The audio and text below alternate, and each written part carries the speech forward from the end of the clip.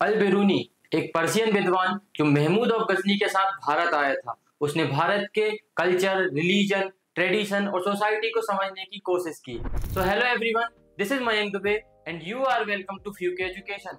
तो आज हम लोग पढ़ने वाले हैं क्लास 12th हिस्ट्री का chapter 5 through the eyes of traveller, जिसमें हम देखेंगे making sense of an alien world Al Biruni and the सांस्कृतिक ट्रेडिशन। अल बिरूनी कैसे भारत को समझता है, भारत को जानता है, भारत के विषय में पढ़ता है, उसको हम आज इसमें देखेंगे। So making sense of an alien world, और उसके लिए तो एक प्रकार से एलियन वर्ल्ड ही था अल बिरूनी के लिए कि नई जगह आता है, नई नई चीजों को एक्सप्लोर करता है, इंडिया में रहता है अलग अलग, और भारत में आकर वो भारत के सांस्कृतिक ट्रेडिशन को जानता है। बनारस वाले क्षेत्र में रहकर संस्कृत को पढ़ता है, और संस्कृत को पढ़कर हमारे अलग अलग वेद, पुराण, शास्त्रों को, भारतीय परंपरा को जानता है, समझता है, और उसके विषय में फिर अपने विचार देता है। तो इसके सामने अब कुछ बैरियर्स आते हैं, भारत के अंडरस्टैंडिंग करने के लिए उसको कुछ बैरियर्स आते हैं, उसको देखेंगे। As we have seen, travellers often compared what they saw in subcontinent with practices with which they were familiar. देखो, जो पहले से जो परंपरा से वो परिचित थे, पहले से जो परंपरा को जानते थे वो पहले से, उससे कंपैरिजन करते हैं जो नई परंपराएं देखते हैं उनको। तो पुरानी परंपरा से नई परंपरा को देखते हैं, जैसे कि वो अल बिरूनी हमारे ये वाले नॉर्थ वेस्टर्न क्षेत्र से आया था, ख्वारिज्म वाले क्षेत्र से आया था, गजनी वाले क्षेत्र से आया था, तो वहां की परंपरा को वो पहले से जानता था, वहां से पहले से परिचित था। जब भारत में आया तो भारत की परंपरा और वहां की परंपरा दोनों को वो दोनों में असमानताएं देखता है, कुछ कुछ नई नई चीजों को देखता है, उन सभी का क्या करता है, वो वर्णन करता है। Each traveller adopted distinct strategies to understand what they observe.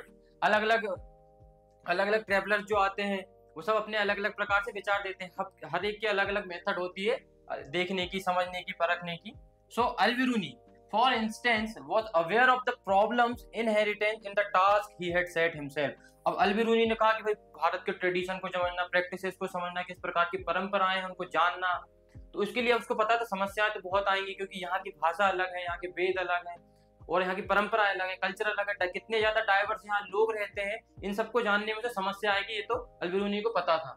तो उसके सामने कुछ समस्या आती है। ही डिस्कस सेवरल बैरियर्स, कुछ समस्या उसके सामने आती है, that he felt obstructed understanding, जिसको उसे समझने में कठिनाइयां आती थी। कौन कौन से बैरियर्स थे? The first amongst there was a language. सबसे पहले क्या थी? यहाँ की भाषा।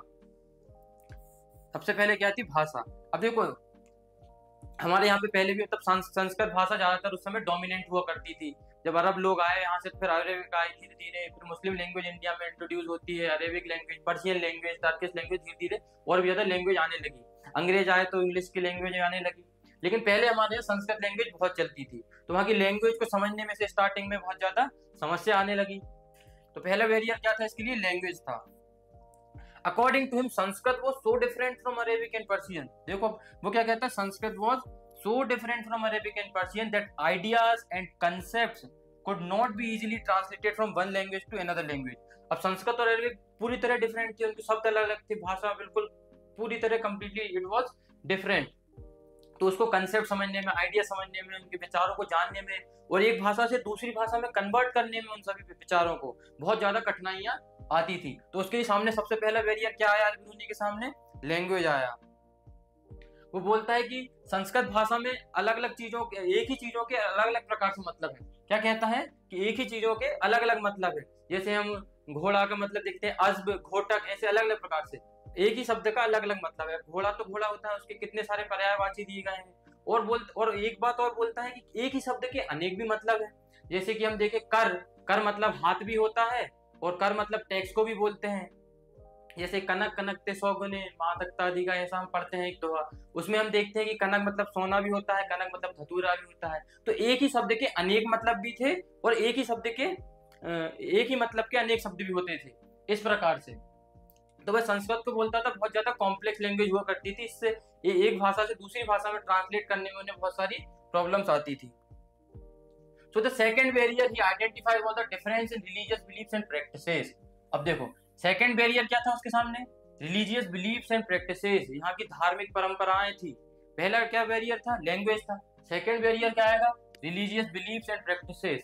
अब यहाँ अलग अलग लोग अलग अलग भगवान की पूजा कर रहे हैं। कोई शाक्त संप्रदाय से है, वो देवी की पूजा कर रहा है, वैष्णव संप्रदाय से श्री कृष्ण की पूजा कर रहा है, कोई शैव संप्रदाय से भगवान शंकर की पूजा कर रहा है। ऐसे अलग अलग लोग अलग अलग प्रकार के भगवानों की पूजा कर रहे हैं, अलग अलग प्रथाएं चल रही है पूरे भारत में। आज भी भारत बहुत ज्यादा डाइवर्स कंट्री है, कितने अलग अलग, हम साउथ में जाते हैं, नॉर्थ में जाते हैं, अलग अलग वहाँ डांस चलते हैं, अलग अलग हर चीज का अलग अलग क्या है यहाँ पे पूरे भारत में बहुत ज्यादा डाइवर्सिटी है। The self absorption and the consequent insularity of the local population according to him constituted the third barrier। और थर्ड बैरियर क्या है कि लोग अपने आप में ही रहना चाहते हैं, किसी से ज्यादा मिलना जुलना नहीं, उन्हें किसी से मतलब नहीं है, तब एक जगह मतलब आइसोलेटेड प्रकार से रहते थे, सेल्फ एब्जॉर्प्शन में रहते थे, उन्हें किसी से ज्यादा मतलब नहीं, बाहर के कौन लोग आते थे, वो अपने आप में ही अपने ही कल्चर में उस प्रकार से ठीक ठाक रहते थे। तो ये क्या था, उनका थर्ड बैरियर था। So what is interesting is that even though he was aware of these problems, Al-Biruni depended almost exclusively on the work of Brahman। उसको पता था कि बहुत सारी समस्या आएगी मेरे सामने, उसने ब्राह्मण के क्या करे, अलग अलग वर्क्स पढ़े, हमारे धर्मशास्त्र पढ़े, वेद पढ़े, पुराणों को पढ़ा, often citing passages from the Vedas. ये देखो वेदास के अलग अलग उसमें पैसेजेस पढ़े, पुराणों को पढ़ा उसने, द भगवत गीता को भी पढ़ा उसने, द वर्क्स ऑफ पतंजलि की भी महाभाष्य पढ़ी उसने, मनुस्मृति हमारी पढ़ी, धर्मशास्त्र से संबंधित जो है, to provide an understanding of the Indian society, ताकि भारत के समाज को जान सके, समझ सके कि भारत का समाज किस प्रकार से है, और उसकी तुलना करता है, फिर वहां से देखता है, उसके बारे में जानता है, समझता है कि हमारे यहाँ ऐसा होता था, यहाँ पे ऐसा होता है, इनकी दोनों की कंपैरिजन करता है। लेकिन बाद में हम जाके देखेंगे बर्नियर तो यूरोप से जब हमको कंपेयर करता है तो हमको बहुत ज्यादा इंफीरियर बताता है। इस प्रकार से इसने नहीं किया, बल्कि भले ही इसने कंपैरिजन किया है कि भाई हमारे यहाँ पे इस प्रकार से पर्शिया में परंपरा चल रही है, भारत में अलग परंपरा चल रही है, इन सबका क्या किया इसने, वर्णन किया है। अल-बिरूनीज डिस्क्रिप्शन ऑफ कास्ट सिस्टम। अब देखो हमारे भारत में उस समय कास्ट सिस्टम चल रहा था, बहुत ज्यादा प्रोमिनेंट था, आज भी कहीं कहीं के क्षेत्रों में है पर ज्यादातर क्षेत्रों में अब नहीं रहा है। तो उस समय अल-बिरूनी डिस्क्रिप्शन दिया कास्ट सिस्टम का। Al-Biruni tried to explain the caste system by looking parallels in other societies।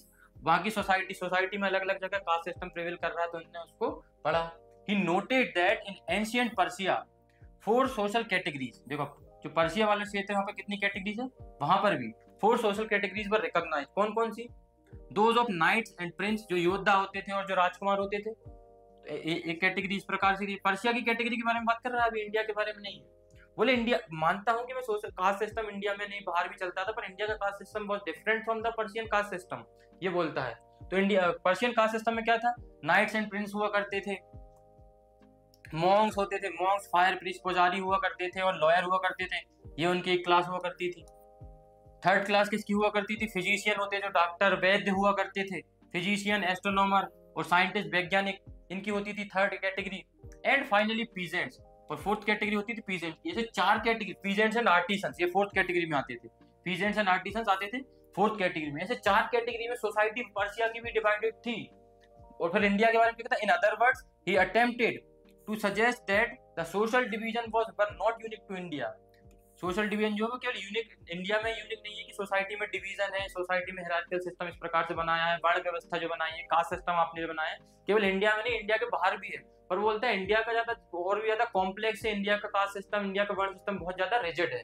Eight the same time he pointed out that within the Islam all men's are considered equal. और वह इस्लाम के बारे में वर्णन करता है कि इस्लाम में तो सभी लोगों को एक समान माना जाता है। क्या बोलता है, इस्लाम में सभी लोगों को एक समान माना जाता है, एगलिटेरियन सोसाइटी है, बट इस्लाम में केवल एक ही बेसिस पर डिफरेंस किया जाता है कि कौन कितना ज्यादा दया का भाव रख रहा है एक दूसरे से।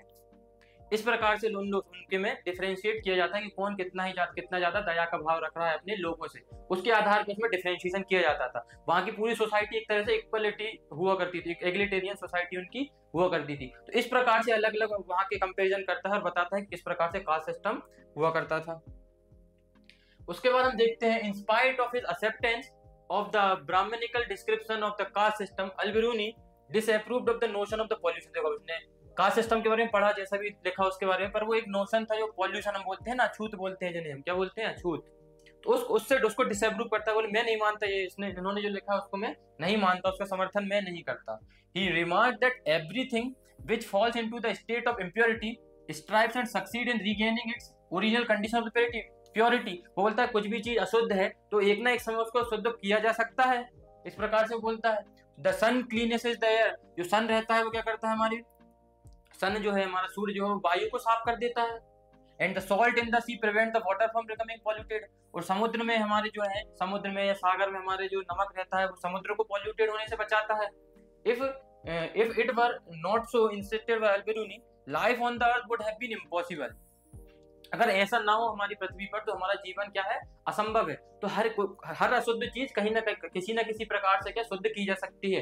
तो आपने जो कंसेप्ट बोला है पॉल्यूटेड का, अछूत जो बोलते हैं, अशुद्ध जो आप बोल रहे हैं, वो उसको मैं क्या करता हूँ, डिसअप्रूव करता हूँ। The conception of the social population intrinsic of the caste system was according to him contrary to the laws of nature। बोलता है ये प्रकृति के नियमों के क्या है, विरुद्ध है। आप जो बोल रहे हो प्रकृति के नियमों के विरुद्ध है, इस कास्ट सिस्टम को मैं अप्रूव नहीं करता हूँ, इसका समर्थन मैं नहीं करता हूँ। इस प्रकार से हमारे अल्बेरूनी कहते हैं। द सिस्टम ऑफ वर्ण, वर्ण सिस्टम के बारे में बताते हैं। This is Alberuni's account of the system of varna. The highest caste, देखो क्या कहते हैं, सबसे हाईएस्ट कास्ट कौन सी होती थी, वर्ण ब्राह्मण की होती थी हाईएस्ट कास्ट। उसके बाद आते थे कौन, हमारे क्षत्रिय आते थे। क्षत्रिय आते थे जो एक उनकी जो हमारे पुरुष सूक्त है, ऋग्वेदिक का 10वां मंडल है, उसके पुरुष सूक्त में वर्णन किया गया है कि विराट पुरुष के उससे उत्पन्न होते हैं हमारे 4 वर्ण। जो हमारे हेड है उससे उत्पन्न होते हैं कौन, ब्राह्मण। शोल्डर से कौन उत्पन्न होते हैं, क्षत्रिय, जिनका काम रहता है युद्ध लड़ना वगैरह। ब्राह्मणों का काम रहता है पढ़ना पढ़ाना सीखना। उसके बाद हमारे शूद्र आते हैं, उनका काम होता है व्यापार करना। और जो सबसे ज्यादा फीट से हमारी किस्म का जन्म वैश्य होते हैं, उनका काम व्यापार, थाई से इनका जन्म होता है, ये क्या करते हैं, व्यापार वगैरह करते हैं। और हमारे जो फीट से जन्म लेते हैं वो कौन, शूद्रास। इस प्रकार का उसमें वर्णन किया गया। और सोसाइटी में इस प्रकार से 4 हमारे अलग अलग क्लास होती थी। वर्ण सिस्टम में इसका वर्णन करते हैं हमारे Alberuni. God knows the best. Travelers did not always believe what they were told. When faced with the story of the wooden idol, they supposed largely for Alberuni asked, how then could wood lasted such a length of the time, in particular in a place where the air and the soil rather wet? God knows the best. भगवान जानता है। वो सभी इनके द्वारा जो की गई जानकारी रहती थी वो कहीं ना कहीं सुनी सुनाई कहानियों पर देखे उसके आधार पर लिखी जाती थी। अब आगे देखते हैं। As we have seen, Alberuni's description of the caste system was deeply influenced by his studies of normative Sanskrit text। अब देखो उसने जो भी उसके विचार दिए, उसने कास्ट सिस्टम को जिस प्रकार से जाना समझा, वो किसके आधार पर समझा, जो हमारे सांस्कृतिक टेक्स्ट थे उनको पढ़कर समझकर सोसाइटी को जानकर लिखा। which laid down the rules governing the system from the point of view of the Brahmins। तो उसने जो लिखा है वो ब्राह्मण्स के पॉइंट ऑफ व्यू से होता था। उसने जितनी भी बातें लिखी वो ब्राह्मण के पॉइंट ऑफ व्यू से, संस्कृत ट्रेडिशंस के उस प्रकार से होता था।